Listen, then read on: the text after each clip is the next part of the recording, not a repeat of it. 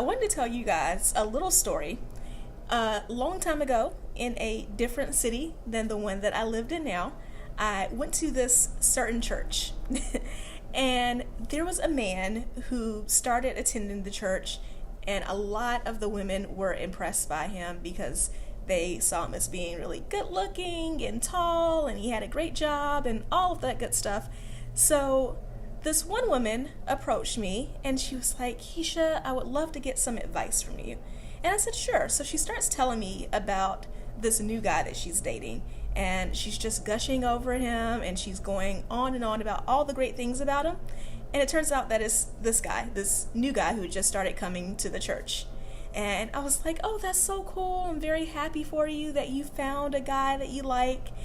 Until another woman came to me and asked me for advice about this guy that she was dating. And it turns out that the two of them were dating the same man. And before this man eventually left the church that I attended at the time, it turns out that he had dated 4 or 5 women at this church, all at the same time. So with that in mind, I want to talk to you about men who work the church. So hi, and in case this is your first time seeing me, my name is Keisha Rice and I'm the pre-wife coach. I help single, professional Christian women learn how to attract their husbands and how to do it without compromising their identity, their values, or their sanity. So back to these men who work the church. Feel free to hop into the comments and let me know if you've ever met a man like this. The type of man who comes in seemingly out of nowhere and he's all dapper and he's such a gentleman and he seems too good to be true. And eventually you realize that he is too good to be true, that this man is a player and that he will work his way through every woman in the church or every woman in the community group, whatever small setting that he has targeted at this point. And I want to make that point clear because this happens not just in church, this happens in workplaces. One of my favorite ways that I recommend my clients meet men are through groups like Meetup, because then you're meeting someone that you have similar interest in. And I've seen this happen in smaller meetup groups as well, so you do have to be prepared for that. So this can happen in any type of small group setting, or in churches. It can happen in churches, small and large, especially large churches, because it's harder for these types of men to get caught. So with that in mind, I want to help you out with 3 things that you should be looking for to make sure that you are not dating one of these types of men. One of these types of men who is working the church, who is going to date everyone he can, and then he is going to get the heck out before anybody realizes what's happening. So number 1, is this man planted? And by planted, I mean, is this a man who is willing to stay in one place for an extended period of time? Because in the example that I told you about, this was a man who was new to the church that I was attending at the time. That in itself is not necessarily a red flag. Oh, he's new to churches. People switch churches all the time. They move from city to city. I have moved to several different cities over the past few years. So that in itself, not a red flag at all. What is a red flag is I'm going to need you to ask some questions about what brought him to this church, to this workplace, to this small group that you have found yourself in. My first degree is in journalism, so I am all about asking questions and I'm all about doing some investigative work.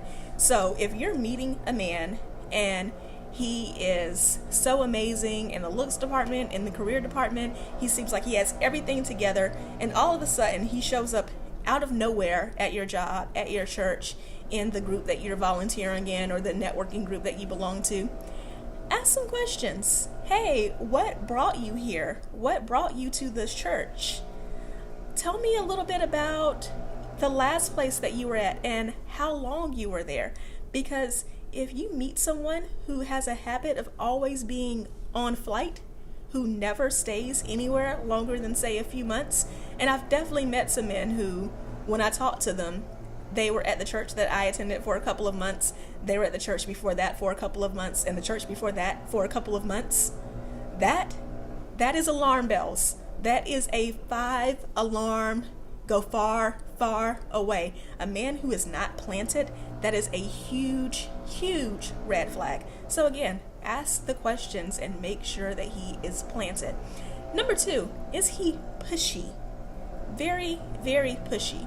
So obviously pushy is not a good sign in general, but this is definitely a sign of a man who will try to work the church. He's going to be very insistent on the fact that the two of you are special, and he wants to protect this relationship as much as he possibly can. So because he wants to protect this relationship, he doesn't think that the two of you should talk about it to everyone else in your church, everyone else in your workplace, everyone else in the networking group that you have found yourself in, because he wants to just keep it between the two of you, because again, it's special and it's precious and it needs to be protected.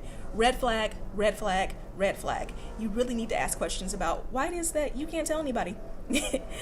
Also, he's going to be pushy not only in keeping this secret and keeping it on the low, he's also going to be pushy in how fast he tries to move this relationship. This is a man who is going to go full court press on wooing you, and that is going to seem flattering at first, that he is so determined to get you, he's so determined to lock you down, he's saying all the right things, and he's trying to make sure that the two of you are together, that you two are going to be in a relationship, that you're coupled up, that you're booed up. It's going to be really flattering at first, but a man who's going to work the church is going to try to move this relationship as fast as possible, because remember, he has to get the heck out in a few months before people start to realize what he's doing. So especially if he's trying to get you in bed, he needs to move this quickly. He needs to move this very, very quickly to make sure that he can do that he can get you in bed, that he can get whatever it is that he wants out of you before the good 2-3 months is going to take before people start realizing what he really is. And number 3, he has past problems. Lots and lots of past problems. So many of us have dealt with church hurt. You know what I'm talking about. This, you go to a church for a little while, everything seems good at first, and then maybe it's the pastor, maybe it's another minister, maybe it's people in the church. They say certain things, they do certain things that leave you feeling very hurt, very vulnerable, to the point that you may end up leaving the church and finding another. Church hurt is not uncommon. Neither is workplace hurt. Neither is friendship hurt. It happens to a lot of us. And we have to learn how to forgive people. We have to learn how to move on and move forward. The problem with these men who work the church is that they seem to have a lot of hurt, like a whole lot of hurt. I am talking about the men who every relationship was her fault, and he will list all of his exes and he will talk about all the ways in which they hurt him, and it was so terrible, and he's going to give you a huge sob story, and before you know it, you're going to be crying with him.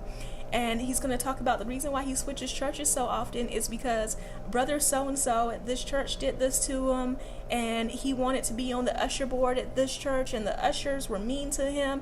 He is going to have a hurt, sad story for every single church that he attended. If you meet him in the workplace, he's going to have a sob story for every single job he ever worked on. Guys, there's a pattern there. So when someone has that much hurt every single place they go, with every single person they meet, with every single relationship they've ever been in, the common denominator is them. So if a man is telling you that he has all these problems that have caused him to not be planted, that have caused him to quickly leave places, know that that is another red flag and a sign that he is going to find some way to be hurt very, very soon, so that once again he can get out of Dodge.